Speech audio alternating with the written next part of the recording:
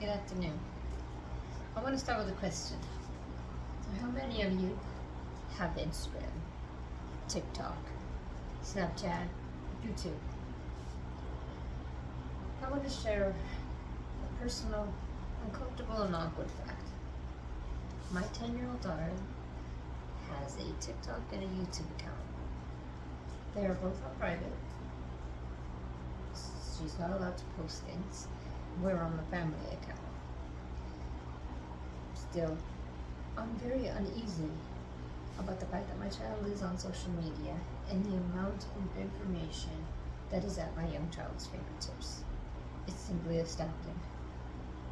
While the internet and social media offer a variety of instructional, educational, entertaining, and enjoyable content, I also feel it limits the amount of social interaction our children have, causing delays in their emotional and social development. Research is showing that there has also been a rise in pediatric depression and in anxiety. Social media offers an excellent way for children to stay connected, build friendships, and learn new skills, especially in a time like we just experienced during the COVID epidemic. But it can also be a dark and inappropriate place where bullying, cyberbullying is rampant, and predators are abundant. Social media can be detrimental to physical health as well, leading to obesity, diabetes, and poor mobility, among other health issues, including mental health. The physical and mental health of our children should be at the forefront of our constant.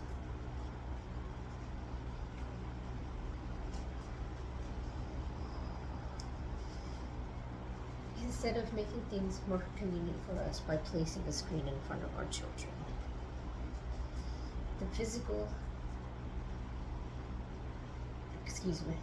This can cause a disconnection from reality and creates a dependency on screen or physical device and the information that comes from these devices.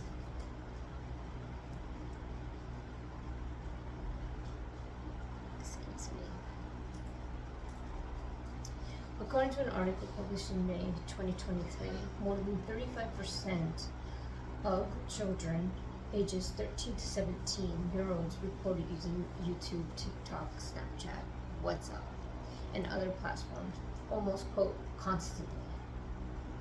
Another study found that by the age of 2, approximately 90% of children had already been exposed to social media by the parents, posting pictures, posting videos, etc.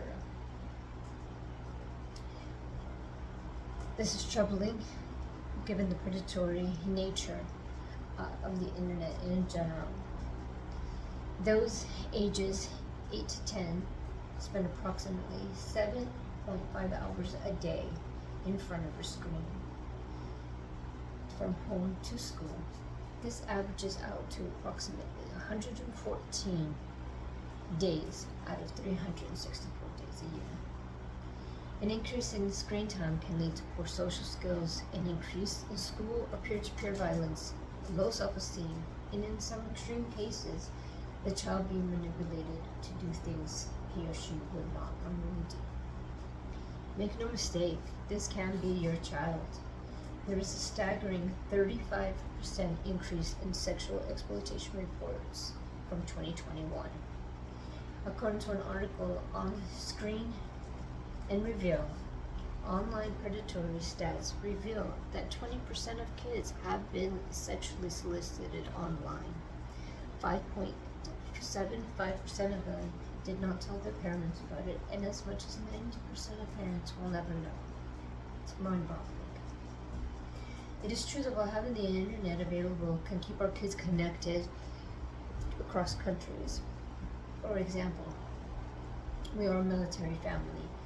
My oldest son, who is now 17, has used social media throughout his own entire life to keep in touch with friends from Germany, Georgia, Virginia, Alabama, and Texas. In the same, he has also, this has also opened the way for him, his accounts to have been hacked and subsequently harassed by this hacker. The situation lasted approximately a month, and there's surprisingly little that legally one can do about it. I am also aware that some children thrive being home and being homeschooled and being connected via only online schooling. But this has the expense of experience and interactions that teach us how to grow and find out who we need to be as children in the development stages. There have also been various studies that show the increase in tempers, anxiety, and poor ability to manage emotions from those without the daily peer-to-peer interaction.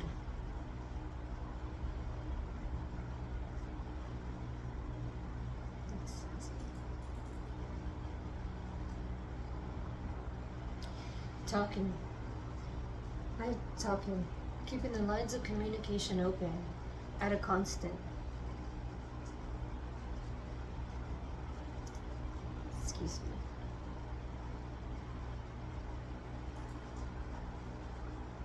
Routine check-ins, discussions, setting boundaries and rules to ensure safety is essential.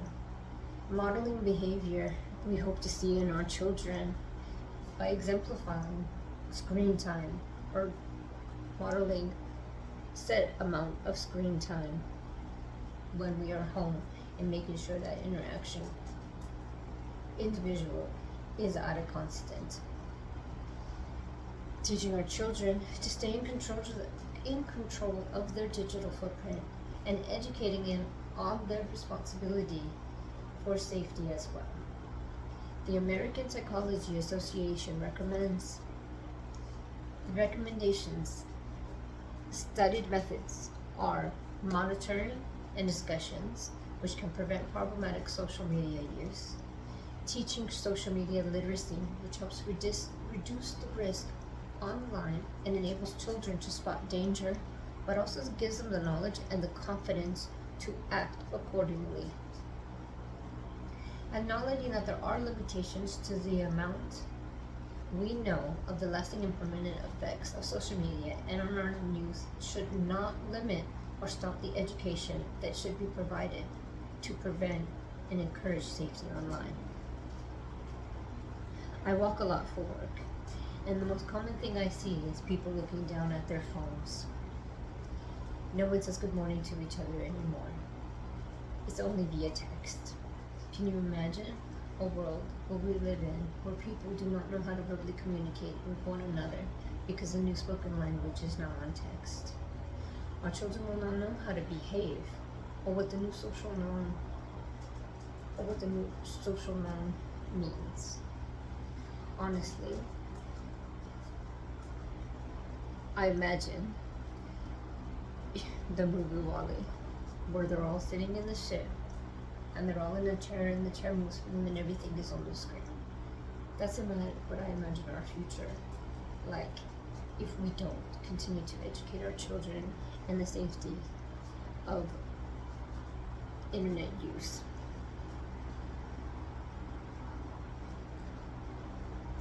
In conclusion, we must pay attention to our children and what they are watching and who they are interacting with. The developing mind is fragile and it is impressionable. And it's never been more important to impress the relevance of online safety, implementing parental controls, social media literacy, and strategies to protect our children can reduce the potential risk online. It is all of our responsibility to build a safer online atmosphere for our children. My 10-year-old and I, we've had some long and detailed conversations about social media and the internet in general, how it can affect her physical and her mental health. She knows it's my job to guide her, and we often agree to disagree. But at the end of the day, I know my children are safe, and she knows she is loved. Thank you very much.